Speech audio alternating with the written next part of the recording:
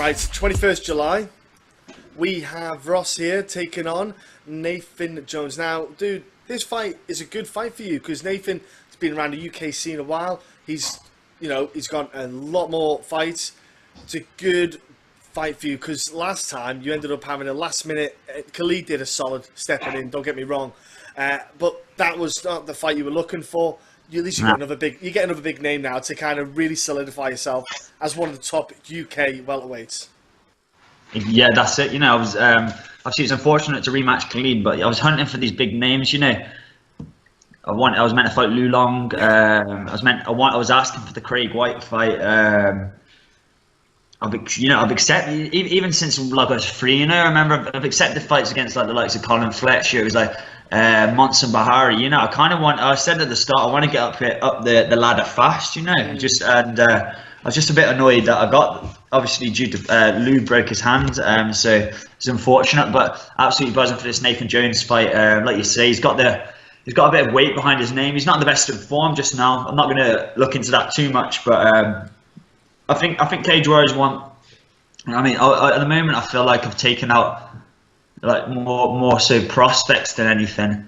And I think they want to see how I fare against someone with experience who's kind of been, he fought for that BAMMA world title, who's been at that level.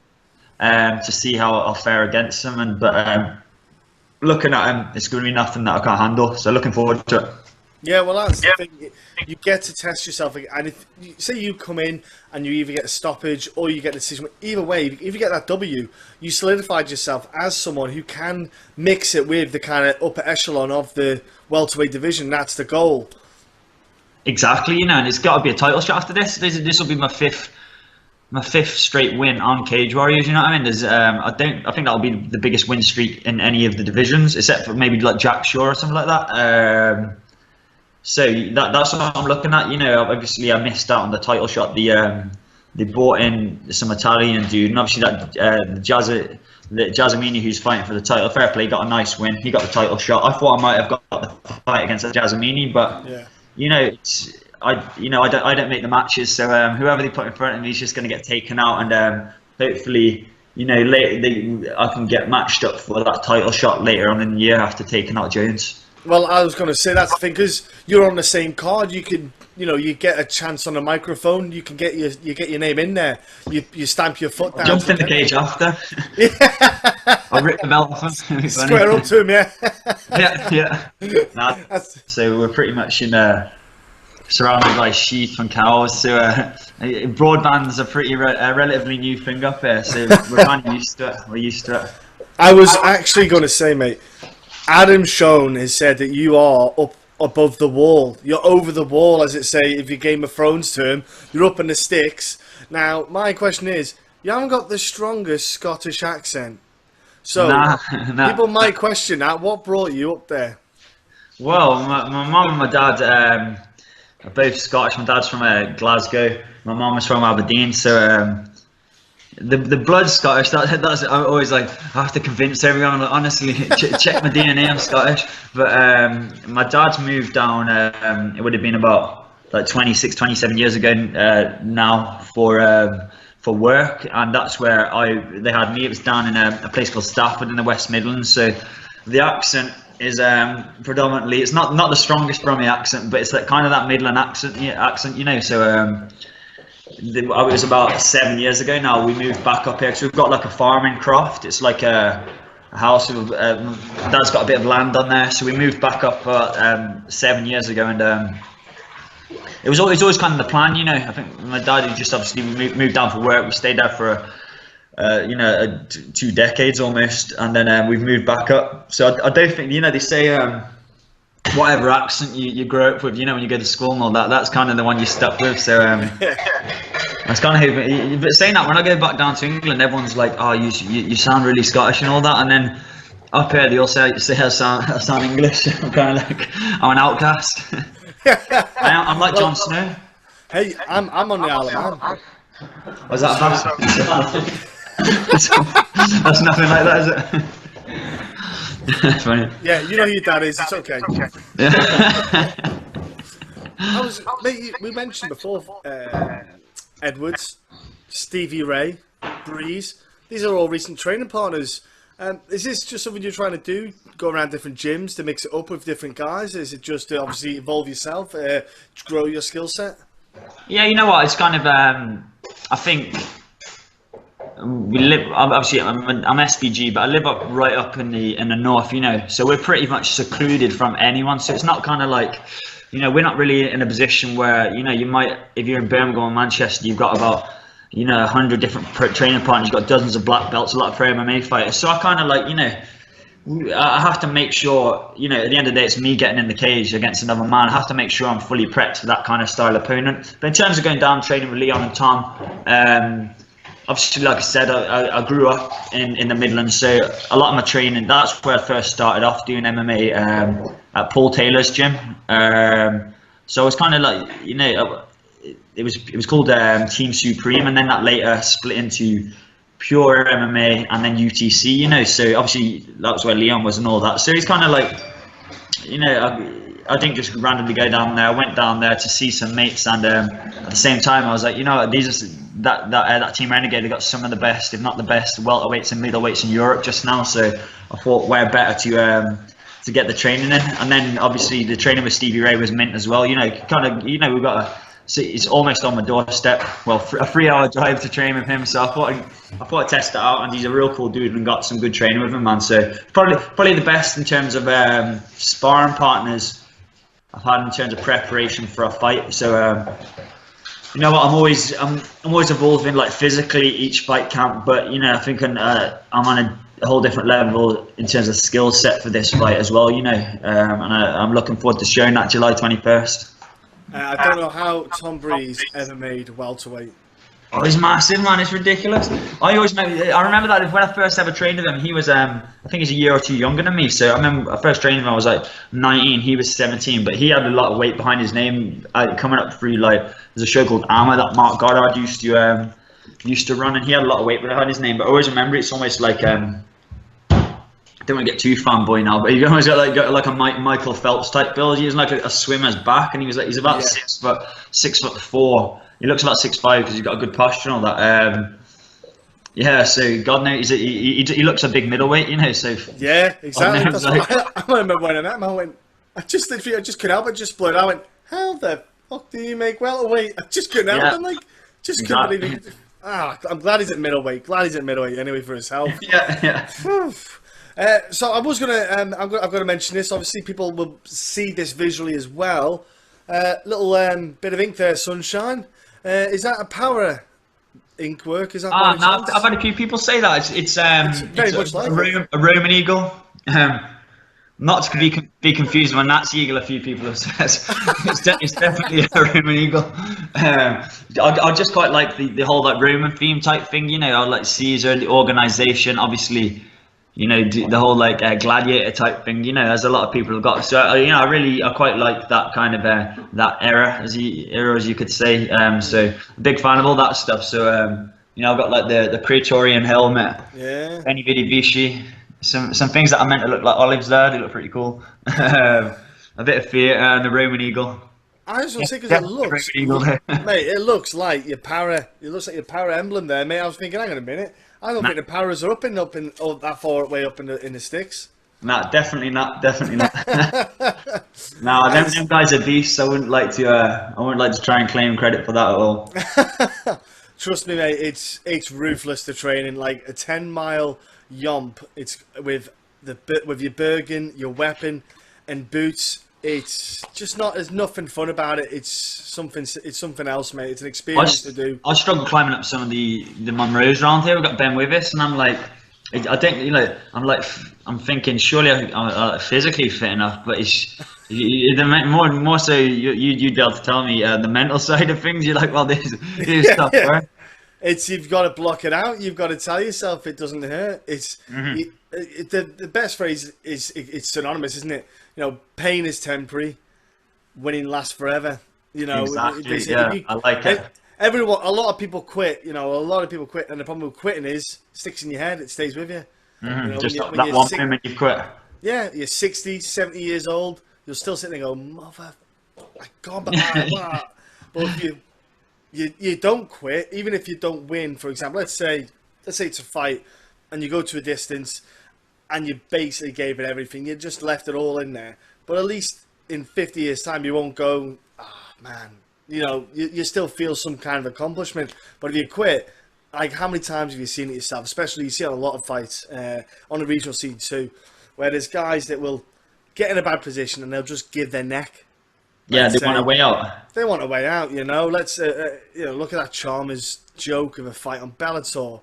Who, when they get guillotined, puts their arms straight down to the ground?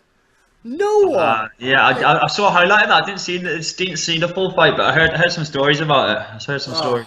Man, just, I'm not saying it's a fix, but it's a fix.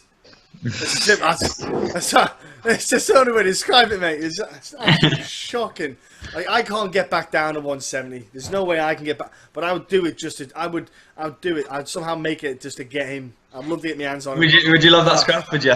Oh, I'd love it, mate. Love it. I should get you and Geordie Shore. I think you've got the beard, the looks, man. You should get in there. I think you see that. I couldn't handle doing that. No. The lack of brain cells would hurt my head. No, mate. All the vitamins anyway, isn't it? What about you for weight? Obviously 170. What do you walk around at then? Do you like to obviously keep your weight down? But what kind of weight are you walking at?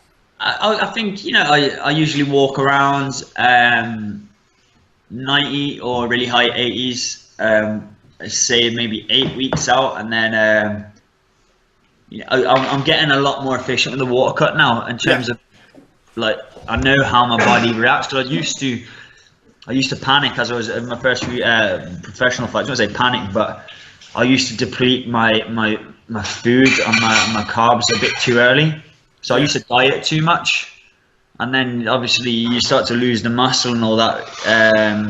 So I've kind of learned, you know, I always make notes of my weight cuts. So I think I started to water cut from around maybe like 83 and a half, 84, it's down to 77. So I think, you know, last time I had a catch weight against Khalid at 80, but I think I was back up to about 87 and a half for the next day. So it wasn't too bad, you know. So this should be, you know, if I get this right, once I get this right, it's going to be a nice cut. You know, I'll be big in the cage. You know, I'll be big. Yeah, you'll fill you'll hydrate. You'll hydrate properly. That is the key. Too many guys don't hydrate properly enough, and especially if you go 3 rounds, I tried 170 twice. I was dying. Like, I remember you were at 170. Yeah. 210 to 170. Jesus. I'm not designed for it. I felt like I couldn't fight. I should have went to hospital, but I didn't because I'm an idiot, and that's what we do. Did you like eat and stuff? Nah, mate. I just lay in my bed for 24 hours, just drinking fluids and trying to eat. That is it. I put on 26 pounds by the time the fight came. 26 pounds by the time the fight came. Jesus. A lot of weight back on, but I had enough in it. I didn't. Whenever I grappled, I just had no power. I was so weak. I just felt so weak because my body just didn't recover in time. I put the weight on, the fluids, but they just didn't obviously hydrate the muscle and everything hadn't recovered. Everything was just so low. I was just so flat. I just couldn't do it. So I've learned I can't do that. So now I'm 220 and I'll be doing 185. That is still a big middleweight, you know. Decent size. Yeah, 220, but that's because I'm not doing the cardio. Right. Okay. Like, when it comes to like getting ready for a fight, obviously I put the cardio up then. But when I'm not, I can't be arsed doing those miles when I don't need to. I'll be brutally honest, mate. Yeah. I'm just not a fan of it. I'm just like, nah.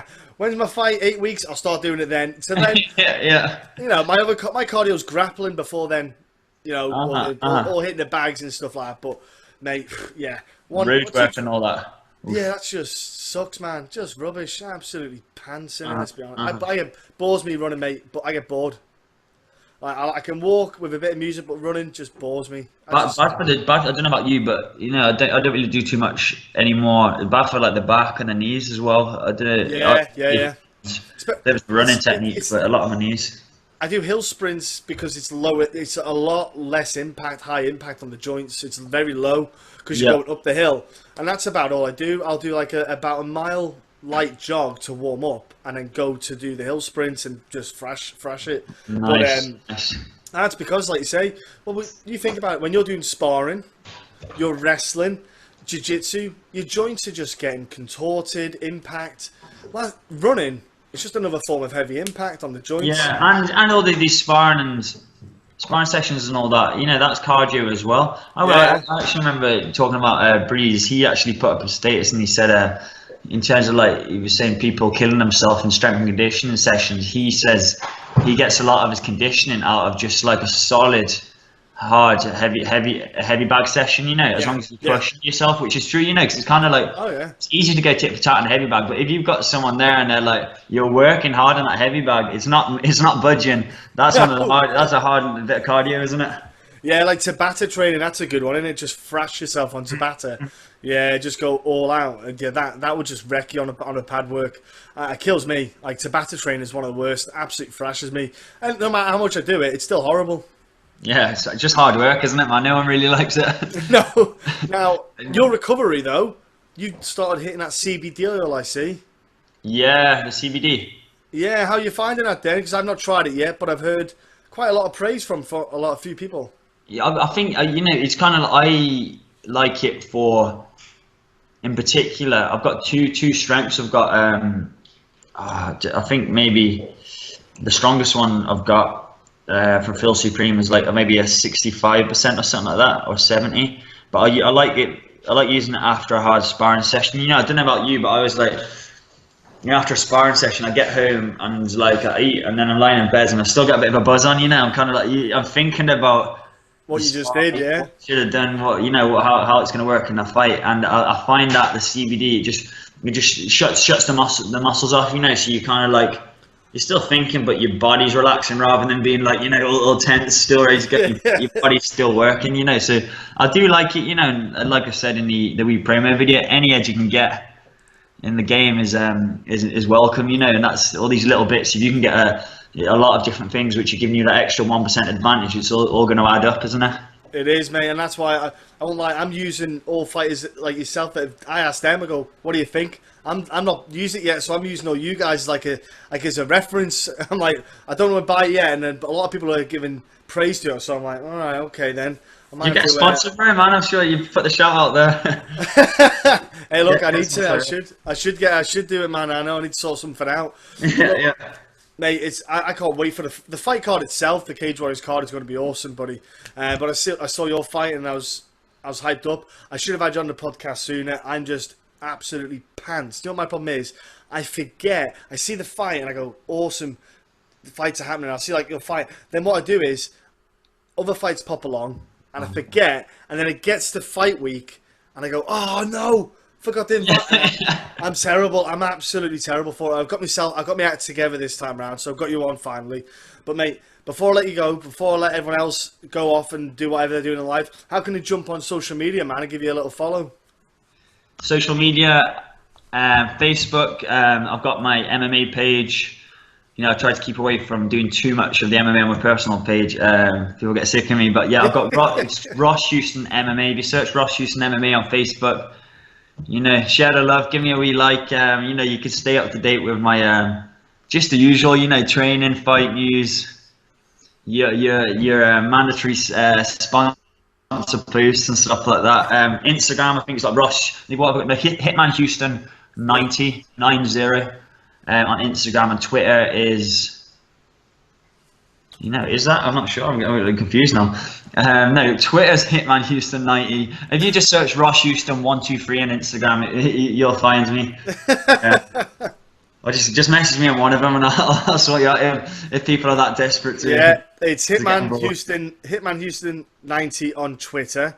Twitter. Yeah, and then on Instagram. Here we go, folks. Because what is it? I've got the phone here actually. I am just Ross at Houston_MMA on Instagram. That's the one, yeah, that's the one. Houston. I did what you did. I've got different names on both, so I always get mixed up as well. I'm terrible. Someone always robs them, and someone called Hitman Houston actually commented on one of my posts the other day, and they were like, "Ha, stole your name." And I was like, I was checked it out and I was like, you're not even a fighter. It was like some little rapper from America, and I was like, give me my name. You're savage. He's just going to do a parody account now and just do it all that. That's what he's going to do. I am. Okay, I think the thing is, when you see these latest social media platforms, you got to just make an account straight away, just in case it takes off, and then you've got yes. that. You've got just that, keep it there. Yeah, save the email, the logins, and then you're safe for like 20 years. It's all good. That's it. That's it. The important things. I've done it. I've made that mistake. I should have done it earlier on. And what about sponsors? I know you got sponsors, so give them a mention. I have got a lot of sponsors. Here we go. Yeah, I saw your fight poster. Yeah, I thought that's quite a few. Yeah. I'll get these up now. I don't like to, once I start. I've done it before and I missed people, and I'm kind of like, I don't know if they're all watching, but I'd hate to miss one person out, and I'm like, right. So what I've got. Okay. So my sponsors. First and foremost, I'll thank my teammates first. I've got my main teammates, my whole team at SBG and Vanessa that I train with, been an absolute massive help. In particular for this camp, I've had my mate Cam Cheng. You'll probably see him in a lot of my pictures. Always got a smile on his face. He's my main man. Been with me since day one. Big shout out to him. He's just my conditioning and. Helps me out with just tactics really. And my other guy who's going to be in my corner as well is Big Jamie McDonald, one of the ex-rugby players. He cut down from about 140 kilo. He's about 100 kilo just now. So he's been ragging me around, like an empty tracksuit for the past 8 weeks. But once I clinch up with Nathan, it's gonna pay its dividends. I know it. And just all my training partners, everyone who's helped out really. Sponsors. Here we go. I've got it somewhere. All right, here we go. So first and foremost, big thanks to Gourmet Grill, based outside of the Forge gym, and they sort me out of all my healthy meal prep after every single session. And as a fighter yourself, you know how important that is in terms of saving time and all that as well. So that's just there on my doorstep. Massive shout out to them. Shout out to GM Leach Materials Handling. Gordy's been with me since the start as well, helping me out financially. Things like this safe MMA and that aren't cheap. So you got to stay on top of that, helping out with training costs as well. Thanks a lot to JM Recovery in Vanessa as well. Big help. Thanks a lot to Hamilton Therapeutics. Sarah at Hamilton Therapeutics. She's my sports masseuse. Massive help as well. Creative Sign and Print, they do all my banner work, my t-shirt prints. That they're really a valuable part of the team. Texan Swallow Tattoos, they do all my non-para eagles, non-Nats eagles, definitely Raymond eagles. Spar Builders Limited, give them a shout out. They've been with me since the start as well. Got Guerrilla Warwear. A1 Fight Gear, King's Management. We have got, here we go, Rim Tech, Jason at Rim Tech, massive help. And you know what? I'm definitely forgetting some people here. I'm trying to scroll through my Facebook. Where do you get your CBD oil from? My CBD oil, yeah, we were talking about that. Phil Supreme, the guys at Feel Supreme, they've been looking after me a lot. Keeping me up to date, and fully stocked my CBD oil. Sunsup, who sort out all my protein and my vitamins, based in Elgin. So if you're looking for any of your supplements, and you're especially up in the north of Scotland, check out Sunsup on Facebook. Really cool bunch of girls, ladies there who will sort you out, no bother. Massive thanks to Rico at Pro Spray Car. He sorts me out, helps me out. Real valuable part of the team, and everyone else who's sponsored me. If I missed you, I'm really sorry. I love you. I tell you what about Elgin. You remind me that you'll remember this years ago. LMA Manager. Do you remember the football management game LMA? Yeah. I used to, years and years ago, when I used to be a teenager, I used to follow football. I used to go Elgin City. Is to always go Elgin City Football Club, because they were like really low in the Scottish football. I used to always go them to see if I can see if I can get him to the very top. Yeah, that just gosh, Nice. saying the name just brought back the memories there. If you go back to like the old school LMA games, you'll see where they were, and I used to use them to get myself see if I can get them to be like the best in Europe and stuff like that. Ah, good days that was. 15 years later, you've got like Beckham playing for Elgin FC and stuff. It's pretty much what it was, yeah. Well, I was winning the Champions League and stuff. I remember Yeah, that. that's how we did it, mate. Yeah, that's how it was. Great times. I was playing those games. Look, Ross, it's been great having you on, man. Great chatting to you. You too, man. Thanks for having me. Looking forward to the scrap. Enjoy the last few weeks of the fight camp. It's not too long. Not that much longer till you have to suffer, and you can eat some food afterwards. Proper That's food. it. I'm looking forward to it, bro. Thanks for having me on, man. I really appreciate it. Big help helping me get the exposure, man. I appreciate it.